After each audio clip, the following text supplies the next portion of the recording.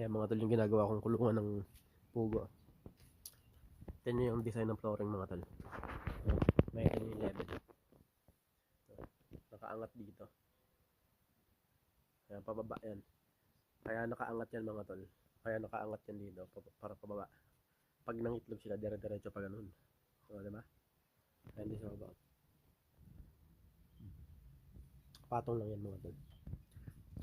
Pero i-screwan ko yan dito para hindi malaglag siyempre. Tapos dun sa harap. Di pa tapos eh. Si Mrs. eh. Ang daming gusto may pagawa sa akin. Kaya siyempre, unahin muna natin yung gusto ni Mrs. Ayan, tapos ito, itong taas na to mga tol.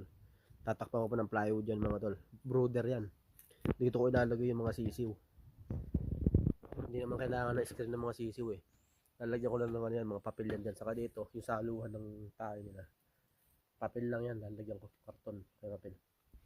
Para hugot na kayo. Ito yung pagitan. Ayun yung saluhan ng tae. Diba? Gala akong chair on panis. The drawing yun, siyempre dinrawing ko muna. Diba?